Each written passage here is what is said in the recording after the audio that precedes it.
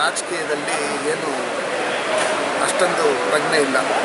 ಅದನ್ನ ಓದಿರೋದೇನು, ಅದನ್ನ ಪಾಠ ಮಾಡ್ತಾ ಇರೋದೇನು, ಭ್ರಷ್ಟಾಚಾರದಲ್ಲಿ ಬ್ರಹ್ಮಾಂಡ ಭ್ರಷ್ಟಾಚಾರ ಮಾಡಿರ್ತಕ್ಕಂಥದ್ದು ನೀವು ಕಾಂಗ್ರೆಸ್ ಅವರು. ನಮ್ಮನೆ ದೋಸೆ ತೂತಂದರೆ ನಿಮ್ಮ ಮನೇಲಿ ಹೆಂಚೆ ತೂತು. ನಾನು ಸಂಸದರಾದಂಥ ಸುಧಾಕರ್ ಅವ್ರ ಮೇಲೆ ದ್ವೇಷದ ರಾಜಕಾರಣ ಮಾಡ್ತಾಯಿದ್ದೀರಿ, ಇದು ನಿಜಕ್ಕೂ ಸರಿಯಲ್ಲ. ನಾನು ಪ್ರದೀಪ್ ಈಶ್ವರ್ ಅವ್ರಿಗೂ ಹೇಳೋದಷ್ಟೇ, ಒಂದಲ್ಲ ಒಂದು ಕಾಲದಲ್ಲಿ ನೀವೆಲ್ಲ ಜೊತೆನಾಗಿದ್ದಂಥ ರಾಜಕೀಯದಲ್ಲಿ ಏನು ಅಷ್ಟೊಂದು ಪ್ರಜ್ಞೆ ಇಲ್ಲ. ಅದನ್ನ ಓದಿರೋದೇನು, ಅದನ್ನ ಪಾಠ ಮಾಡ್ತಾ ಇರೋದೇನು ನಿಮ್ಗೆಲ್ಲರಿಗೂ ಗೊತ್ತಿದೆ. ಹಂಗಿರ್ತಕ್ಕಂಥ ಸಂದರ್ಭದಲ್ಲಿ ನಾನೇನು ಒಳಕ್ಕೆ ಸ್ಥಾನ ಲೋಪ್ಲೆ ಸ್ಥಾನ ಫಿಲಮ್ ಡೈಲಾಗ್ಗಳು ಹಾಕ್ಕೊಂಡು ಏನೇನೋ ಇದು ಮಾಡ್ಕೊಂಡಿದ್ರಲ್ಲ, ಅದು ಈ ರೀತಿ ಎಲ್ಲ ಮಾಡೋದು.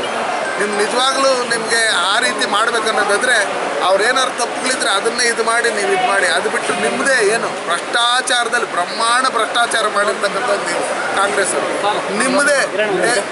ನಿಮ್ಮದು ಏನು ನಮ್ಮ ಮನೇಲಿ ಹೆಂಚು ತೂತಂದರೆ ನಿಮ್ಮ ಮನೆಯಲ್ಲಿ, ನಮ್ಮ ಮನೇಲಿ ದೋಸೆ ತೂತಂದರೆ ನಿಮ್ಮ ಮನೇಲಿ ಹೆಂಚೆ ತೂತು.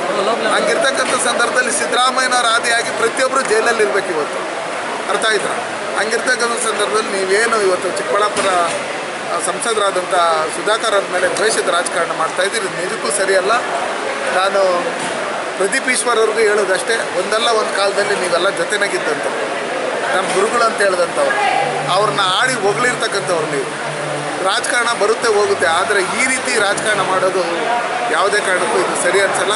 ನಿಮ್ಮದೂ ಹಲವಾರು ಭ್ರಷ್ಟಾಚಾರಗಳು ಇನ್ನೊಂದು ಮತ್ತೊಂದು ಇವರು ಹೇಳ್ತಾ ಇದ್ದಾಗ ನಾವೆಲ್ಲರೂ ಕೇಳ್ಕೊಂಡು ಸೈಲೆಂಟಾಗಿದ್ದೀರಿ. ಯಾಕಂದರೆ ಅದು ಯಾವುದನ್ನು ತಗೊಂಡೋಗೋದು ಬೇಡ ಅನ್ನೋ ಲೆಕ್ಕಾಚಾರದಲ್ಲಿ. ಹಂಗಿರೋಂಥ ಸಂದರ್ಭದಲ್ಲಿ ಇವತ್ತು ಸುಧಾಕರ್ ಮೇಲೆ ಕೇಸ್ ಹಾಕಿರ್ತಕ್ಕಂಥದ್ದು ರಾಜಕೀಯ ಪ್ರೇರಿತ ಅಂತ ಹೇಳಿ.